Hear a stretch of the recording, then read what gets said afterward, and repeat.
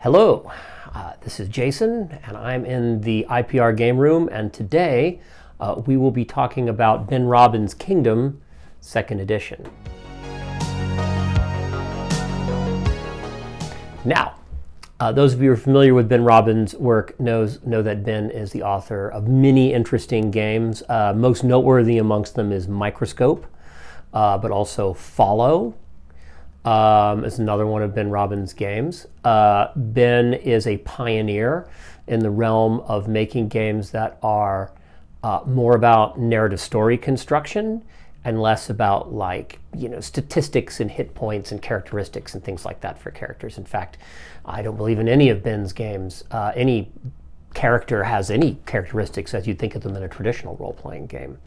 And Kingdom's no exception. Now, this is the 2nd edition of the Venerable Kingdom, which was published many years ago. I remember playing it for the first time myself at Big Bad Con, back when Big Bad Con was down in the little hotel in Oakland by the airport, and being extraordinarily favorably impressed by it when I played it with a bunch of other people.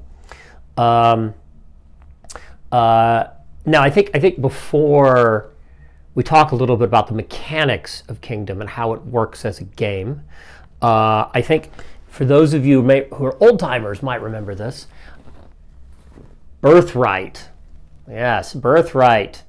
Put out by TSR Hobbies way back when. How far back when? Man. I don't even know. It doesn't even say on the back of the box. But certainly the early 90s, late 80s. It still says TSR, not Wizards of the Coast. So let's say 80s. Now, everything this tried to do, and this was one of these ambitious projects that back in the day a lot of us bought, back before many of you watching this were in fact born, and said to ourselves, man, this is a really great idea if only it worked, which it doesn't. But Kingdom does, and does many of the things Birthright tried to do, only it actually works as a game. Now, part of the idea of Birthright, as in Kingdom, was that you are literally, yes, you have characters. Yes, they matter, but it's not really a story of the characters, it's a story of the kingdom itself. And in the case of Kingdom, you start by creating a kingdom, literally, and it doesn't have to actually be a medieval kingdom. It could be a fan club, it could be a corporation. Actually, in the 2nd edition, there's a huge list of plot seeds in the back of various things you could play, and that the play testers, in fact, for the 2nd edition of the game did play very wildly. The kingdom is merely an organization. And once you've determined what the organization is like, you then create 2 characters. One is your main character, a major character, which is primarily what you play. And then there's a minor character who has no real influence over the events of the game, except that it can be used, the minor character can be used as an additional character within the game, in other people's scenes or in your own scenes, or if you, for example, were to play this in such a way that your major character was older and your minor character was maybe much younger, that as you move into a campaign potentially of Kingdom, perhaps the older character would retire or die, and you'd make the minor character the major character and create a new minor character. But it's there to give you a backup. Also, it's not impossible in this game that your major character will die, in which case you move the minor character into position. Now, having described what the kingdom is like, and having created a certain number of NPCs and your major and minor character to flesh it out, your major character then assumes one of 3 roles. One is power, one is perspective, and one is touchstone. Now, these are each the 3 roles, and your character will have one of the 3 roles. Now, it's a 2 to 5 player game, and it is possible at any point multiple different characters played by different people will have the same role. But that's okay. There's rules for resolving conflicts that come up in that. So a character whose role is power, what they say happens, literally happens. It can only be contested through the 2 moves there are in the game. Those two moves are overthrow or fight or fix, and we'll come back to those in a moment. If your character chooses power as their role, then what they say happens is what happens. If your character chooses perspective as their role, what they predict the eventual outcome of everyone's actions will be the eventual outcome. So if you are playing a medieval kingdom and you're being invaded by the overlord's army, if perspective says, we will lose the war, then you will lose.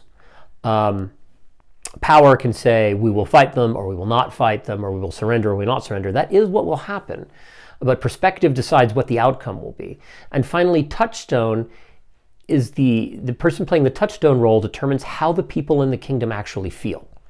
So if the people in the kingdom, if the character playing the touchstone role says the people in the kingdom want to fight the overlord, then the people in the kingdom, a majority of them want to fight the overlord. So these are the roles. Now, roles can change through a process called overthrow. And in an overthrow, you literally abandon your role and take a different role away from someone. Now, of course, this doesn't have to be dramatic. Maybe they want to give it up, or maybe they don't. But you're not contradicting them in the sense that you say within the narrative framework of the story, no, the kingdom will not lose the war. Your character is saying the person who's currently the perspective has no idea what they're talking about, and I'm seizing the perspective because I know we're going to win the war. In the same way, you can use the other move, fight or fix, to merely correct somebody using the role power, perspective, or touchstone. You're not trying to displace them. You're not surrendering your role, because you can't have two roles at once, only one. You're merely saying, no, that's not the way it's going to happen. And you attempt to overcome them. So Kingdom is played in a variety of rounds called Crossroads. And of course, there are within the Crossroads narrative scenes that the characters play out as the Crossroads make decisions about how the kingdom is. These are kind of like narrative scenes where you determine something based on roles, power, perspective, or touchstone. And these are played by each player deciding a pro or a con. Every Crossroads is literally a crossroads. A thing happens or doesn't happen. And everyone narrates out where they fall. It's a little more complicated than this, but where they fall on that yes-no chart. And then the Crossroads concludes, and there's a certain number of crisis points that build up. And once crisis points build up in the game to where they exceed a maximum, you then have a crisis. And a crisis is the final moment in which the kingdom survives or falls, under which characters live or die or flee. You can try fleeing. But of course, if your character flees, you immediately vote for the kingdom to fall. And once the crisis is resolved and the kingdom falls or does not, the game is over. Though in the second edition of Kingdom, you have alternative rules for playing a campaign, where that is merely a phase in the history of the kingdom, and some time elapses, you decide how much, and then you return in a kind of a second game or a second round of Kingdom, probably a different night, deciding how things will go, and you replay, but at a future period of time. So there's rules for that in the second edition. As well as I mentioned, numerous plot seeds, optional rules for playing online, and a variety of other things. Actually, the extended campaign of Kingdom they call Kingdom Legacy. Pretty niftily, I think, in the second edition. And that is a nutshell of how you play. There's a lot of interesting mechanics that involve holding up anywhere between 5 and no fingers to determine how strongly your role feels, like how strongly does the kingdom, the touchstone role, how strongly do the people feel about something. The touchstones player will indicate by holding up a certain number of fingers or no fingers. It's really very clever. This game is diceless and also GM-less, and its mechanics are, again, they do a certain thing that I think we always wanted to do 30 years ago, and that people went to great lengths to create something like this. You know, to try to do, but we just hadn't developed the tools.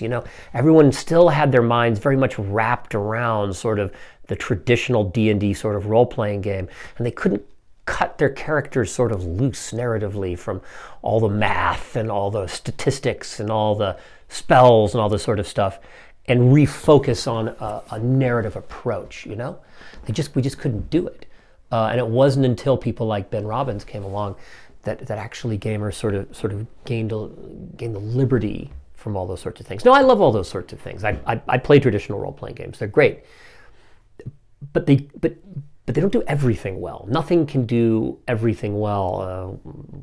I'm aware that there's a lot of theories about how role-playing games are designed and played, and some people do believe everything can be done well. But for something like this, cutting yourself free from stats and most rules and flowing with a guided narrative framework really works. Not so much worrying about, if you want that to happen, then I'm going to have to fight you on a giant table full of hex maps and figurines, and we'll see whose army wins.